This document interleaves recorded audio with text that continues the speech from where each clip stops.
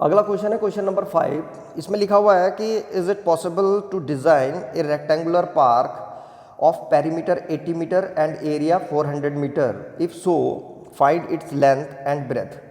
तो इसमें हमें बताना है कि क्या कोई ऐसा रेक्टेंगुलर पार्क बनाया जा सकता है जिसका पेरीमीटर तो 80 हो और जिसका एरिया जो है 400 मीटर स्क्वायर हो। तो देखते हैं, मान लो कि let the length be x and breadth be y। मान लो कि जो रेक्टेंगुलर पार्क है उसकी लेंथ x है और ब्रेथ y है। तो यहाँ पे लिख दिया ये let length be x and breadth be y। तो हम लोग जानते हैं कि जो पेरीमीटर का फॉर्मूला होता है P इक्वल टू वो होता है 2l प्लस b। भाई ये होता है पेरीमीटर का फॉर्मूला, 2 लेंथ प्लस ब्रेथ। तो पेरीमीटर की जगह में रखेंगे 80, यहाँ पे आ जाएगा 2, लेंथ की जगह में कितना लेंगे x और ब्रेथ की जगह में y। ऐसे करके आ गया। ये 2 को यहाँ भेज दो डिवाइड में, तो 2 से जब ये कैंसिल होगा 80/2 तो कितना हो जाएगा यहाँ पे 40। तो x प्लस वाई, तो ये आ गया 40। तो इसको लिख कैसे रहा हूँ मैं, इसका मतलब x plus y is equal to 40 और यहाँ से y की वैल्यू निकाल देते हैं। y इज इक्वल टू जो है 40 माइनस x आ गया, ये काम आएगा हमारा। इसको बना देते हैं इक्वेशन नंबर फर्स्ट। तो ये पहली इक्वेशन बन गई। दूसरा एरिया, एरिया का फॉर्मूला क्या होता है, एरिया इज इक्वल टू होता है l into B, length into breadth. तो एरिया कितना हमारे पास 400, तो ये आ गया 400। लेंथ कितनी थी, लेंथ है x और मल्टीप्लाइड बाय y। तो इसका मतलब ये x y is equal to 400 आ गया है। यहाँ पे लिख देता हूँ x into y is equal to 400। ये बन गई हमारी दूसरी इक्वेशन। अब फ्रॉम फर्स्ट से यहाँ पे जो पहली इक्वेशन आ रही थी हमारी y is equal to 40 minus X, इसको जो है यहाँ सब्स्टिट्यूट कर देंगे सेकेंड में। तो यहाँ पे लिख रहा हूँ मैं from first and second. From first and second से x तो ऐसे ही रहेगा और y की जगह में क्या लिख रहे हैं 40 माइनस एक्स। तो यहाँ पे इनटू में आ जाएगा ये 40 minus X is equal to 400। अब इसकी अंदर इनटू कर देंगे तो ये हो जाएगा 40x minus X square is equal to 400। ये और इन सब माइनस एक्स स्क्वायर को पहले लिख दिया, उसके बाद प्लस 40x और ये इसको इधर ले आए तो माइनस 400 इज इक्वल टू 0। और इस इक्वेशन को माइनस से इनटू कर दो। ये x वाले को पॉजिटिव रखा करो, थोड़ा उससे कोशिश क्या करो कि x वाला पॉजिटिव हो।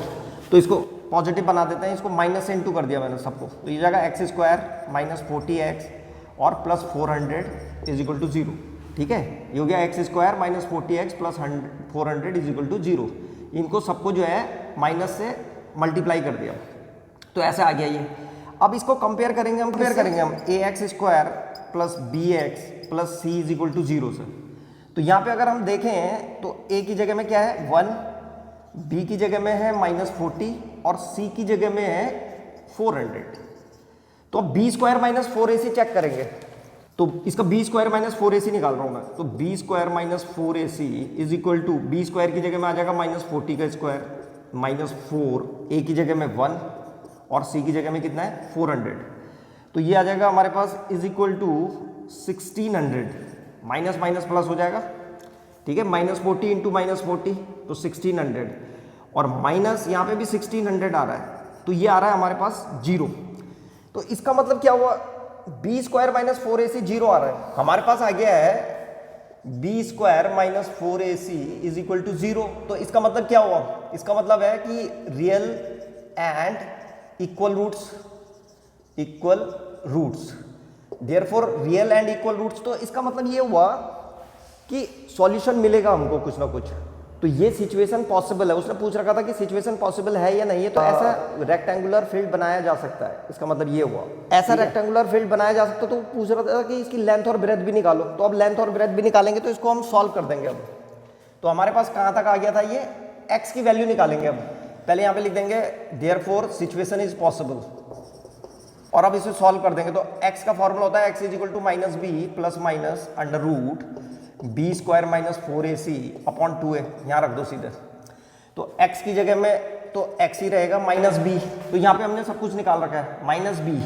तो माइनस और b की वैल्यू है माइनस 40 ऐसे करके, फिर प्लस माइनस। ये ध्यान रखना ये माइनस तो फॉर्मूले में था और b की वैल्यू माइनस 40 है और plus minus B square minus 4ac जो है 0 आ रखा है ये। तो यहाँ पे आ जाएगा 0 अपॉन 2 और a कितना था 1, ऐसा आ गया।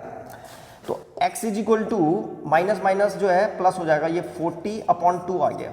तो यहाँ पे 20 आ गया कट करके। तो x इज इक्वल टू 20, ठीक है। तो y निकाल देंगे।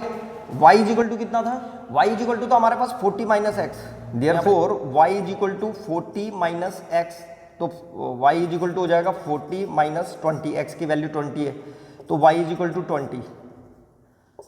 तो हमारे पास जो वैल्यूज हैं वो आ गई हैं, x is equal to 20 metre और y इज इक्वल टू ये भी 20 मीटर। तो यहाँ पे लिख देंगे देयरफॉर लेंथ कितनी होगी उसकी 20 मीटर, x लेंथ थी, और ब्रेथ कितनी होगी, ब्रेथ भी जो है उसकी कितनी होगी 20 मीटर। तो लेंथ और ब्रेथ पूछ रखी थी उसने, तो लेंथ 20 मीटर है, ब्रेथ भी 20 मीटर है, इसका मतलब ये स्क्वायर है। कोई भी रेक्टेंगल जिसकी लेंथ ब्रेथ के इक्वल आ जाए तो समझ लेना वो स्क्वायर है। तो ये रेक्टेंगुलर फील्ड पॉसिबल है और वो एक ऐसा रेक्टेंगल बनेगा जो कि स्क्वायर होगा, ठीक है। हमेशा ध्यान रखना, एक इंपॉर्टेंट चीज है, हमेशा ध्यान ये हुआ कि रेक्टेंगल स्क्वायर भी हो सकता है। तो ऑल स्क्वायर्स आर रेक्टेंगल, किसी भी स्क्वायर को तुम रेक्टेंगल बोल सकते हो, all squares are rectangle but all rectangles are not square. केवल वही रेक्टेंगल स्क्वायर होंगे जिनकी सारी साइडें इक्वल होंगी, जैसे कि इस वाले केस में था। इसमें क्या हो गया, लेंथ ब्रेथ के इक्वल आ गई तो वो क्या हो जाएगा, स्क्वायर हो जाता है वो। तो इसका मतलब ये जो रेक्टेंगुलर पार्क होगा इसकी लेंथ 20 मीटर होगी और ब्रेथ भी 20 मीटर होगी, तो कुल मिला के ये स्क्वायर होगा। तो एक ऐसा रेक्टेंगल जिसकी लेंथ और ब्रेथ इक्वल होती है उसी को हम स्क्वायर बोलते हैं, ये ध्यान रखना। तो ये इसके फाइनल आंसर है, length is equal to 20 metre और breadth is equal to 20 metre. तो ये एक्सरसाइज 4.3 का 5th वाला क्वेश्चन था, ये लास्ट क्वेश्चन था।